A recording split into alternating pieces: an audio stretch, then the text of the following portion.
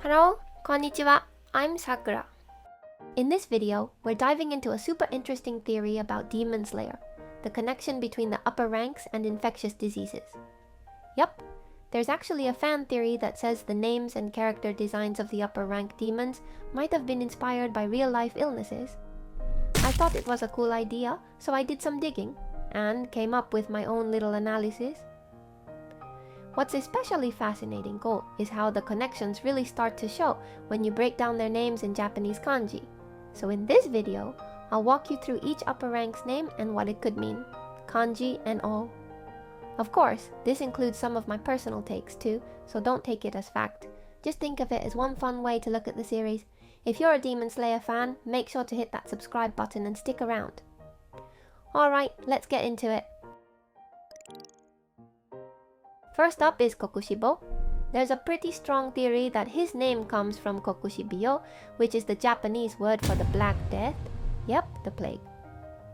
If you look at how Kokushibo is written in kanji and compare it to the kanji for Kokushibo, they're almost the same.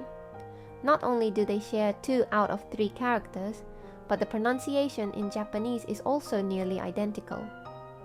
Even in romanized form, Kokushibo versus Kokushibo, they look super similar. The Black Death was one of the most terrifying pandemics in history. During the 14th century, it wiped out about 20% of the world's population. And considering Kokushibo is the strongest among the 12 Kizuki, a demon who's devoured countless humans, the connection really checks out. There's more. One of the symptoms of the plague was black spots or bruises appearing all over the body. And if you've seen Kokushibo's face, you know he's got these dark, creepy marks that look like they're spreading across his skin, almost like a visual reference to the disease itself. So yeah, with the name, the kanji, the symptoms, and the whole vibe, it's pretty safe to say Kokushibo was inspired by the Black Death. Next is Doma, the upper rank 2 demon. There's a pretty convincing theory that his character is based on tuberculosis. Tuberculosis, or TB, is a super infectious disease that still kills over 1.5 million people every year, even today. Back in the day, before effective medicine existed, it was basically seen as a death sentence. Even famous historical figures like Chopin and Napoleon II died from it. TB mainly affects the lungs, and Doma's blood demon art is actually all about that.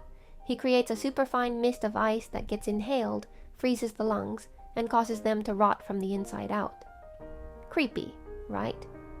It's a really close match with how tuberculosis works, so the theory that Doma was inspired by TB totally holds up.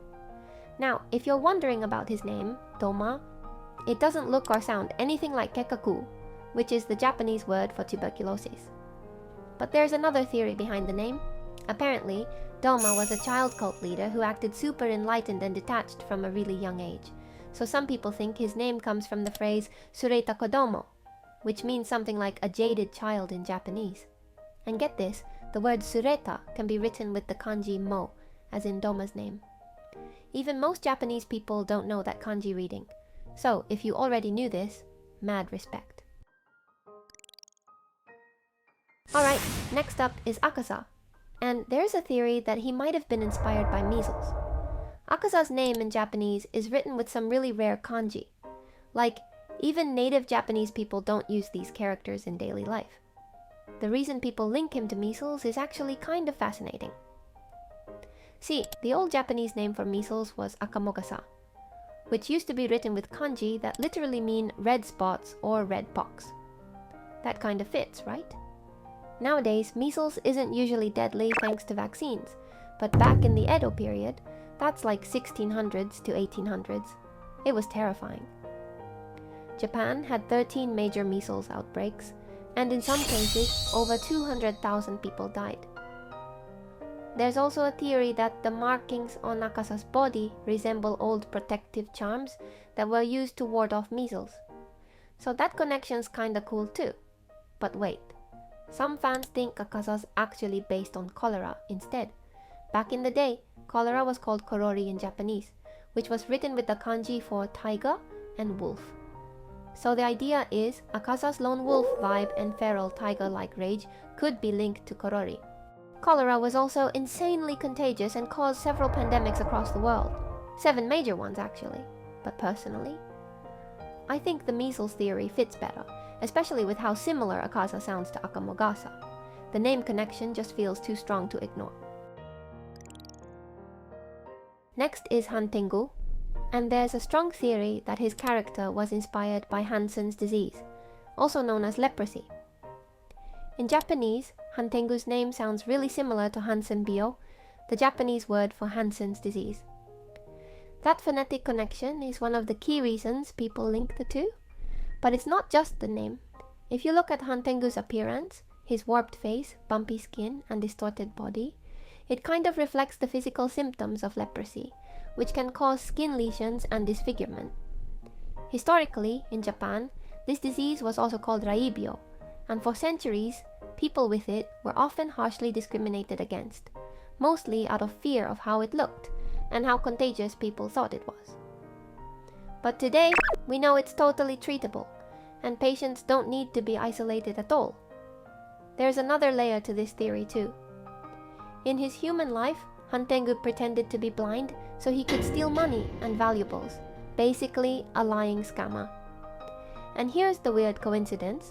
Raibyo, that old Japanese term for leprosy, sounds super close to lie in English. Like to a Japanese ear, rai and lie are basically the same. So yeah, it's wild. His name, his appearance, his backstory. It all lines up with Hansen's disease and the themes of deception and discrimination that surrounded it. Now, let's talk about Gyokko. And yeah, this one's pretty gross. There's a theory that he was inspired by amoebic dysentery, a parasitic disease that infects the intestines. Unlike the other upper ranks who seem to be linked to bacterial infections, this one's caused by an actual parasite, an amoeba. It spreads mostly in developing countries through dirty water or contaminated food. That lines up perfectly with Gyokko's whole vibe, right? He uses water-based attacks, and his whole design has this slimy, aquatic feel to it. Like something that would thrive in, well, gross, unsanitary conditions. Also, if you compare his look to the other upper ranks, Gyokko stands out a lot. He doesn't even have a normal humanoid shape. And that might be tied to the fact that amoebas aren't like bacteria or viruses. They're weird, shape-shifting parasites. Oh, and here's a fun detail. Gyokko's name in kanji includes the character for tsubo, which means jar or vessel. Considering he literally pops in and out of jars during battle, the name couldn't be more perfect. Finally, let's talk about Gyutaro and Daki. There's a strong theory that these two were inspired by syphilis, a well-known sexually transmitted infection. Syphilis was introduced to Japan during the Muromachi period, and it became a huge problem, especially in red light districts like the Yoshiwara, which is where Gyutaro and Daki lived.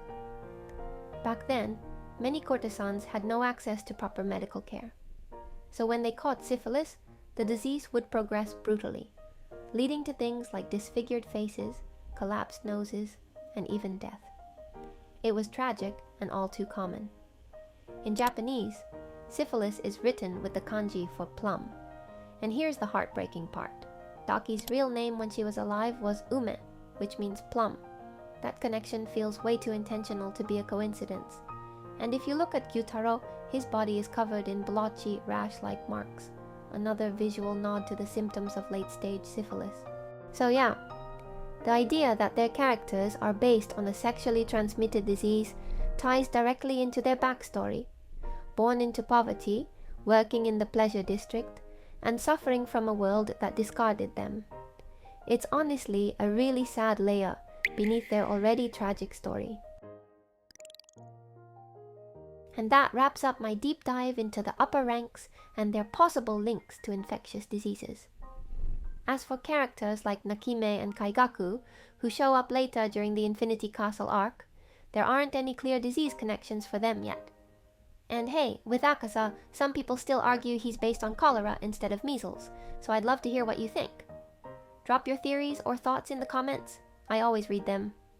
I'll be posting more videos on Demon Slayer and the latest anime news, so if you're into that, don't forget to hit that subscribe button. Alright, I'll see you in the next video. Bye bye!